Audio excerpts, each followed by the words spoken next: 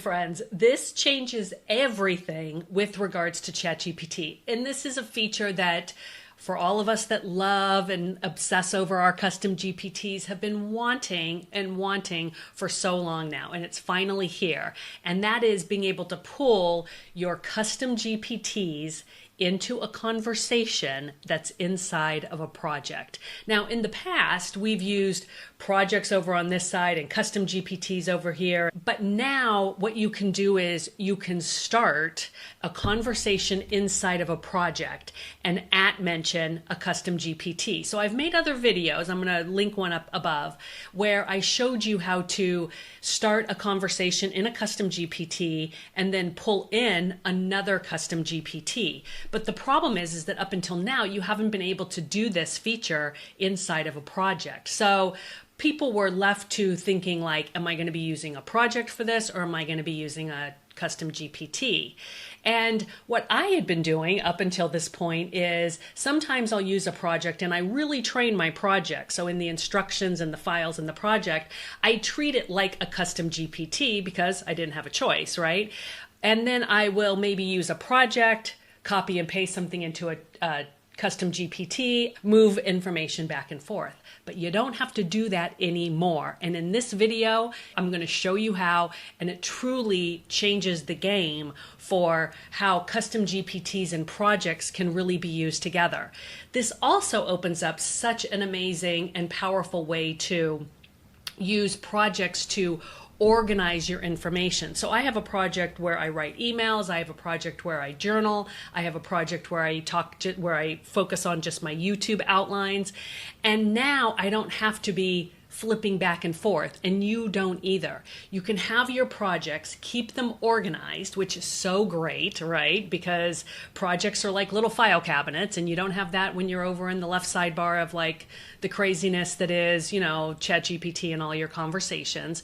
And you can stay focused, and that project is still learning from the memory of the overall project, but now you're also accessing a custom GPT inside. So let's flip over there and I'll show you how to do it. So I'm going to go ahead and I'm going to drop in an email that I did the other day, and I'm going to just say, let's just see. I'm just going to drop it in and see what happens. I didn't give it any instructions, so it doesn't really know what to do, and it is using GPT-5. So it's going to just write me a polished rewrite. Okay, so now to test this with a unique GPT, I'm going to hit the @ Okay, so it's not working in 5 today. Let's see if it works in 4.0.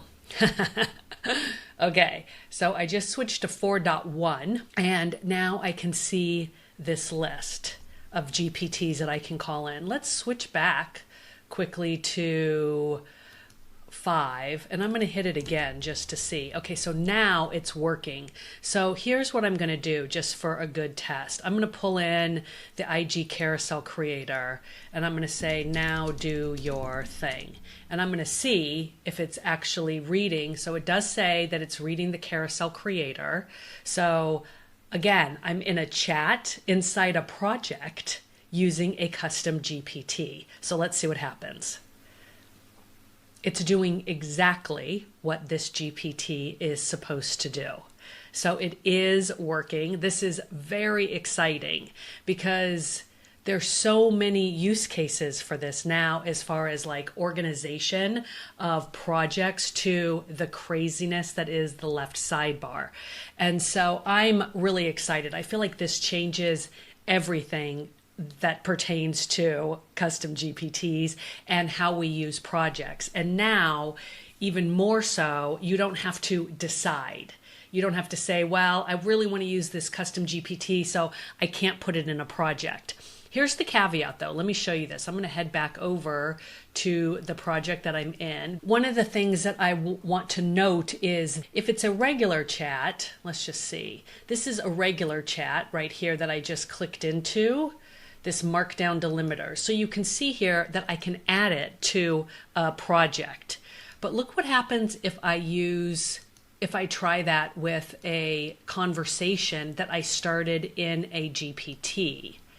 So I started this one in a GPT, And now you see over here on the left that I do not have the ability to add it after into a project. So that's a little bit of a caveat that I want you to note, is that if you want to use a GPT in a project, you have to start the chat and then pull the GPT into that chat. So now I am back over at that chat that we just had, and you can see here that it called out the GPT. Let's say I go back here and I highlight this. Let's see if I can do this. I'm going to click that, and I'm also going to hit the @ sign. So now what I'm doing is I want it to reference something that it already wrote, and I'm going to pull in a different GPT. So I'm going to pull in my Copywriter Pro, and I'm going to say rewrite this email, but don't use the Groundhog Day analogy.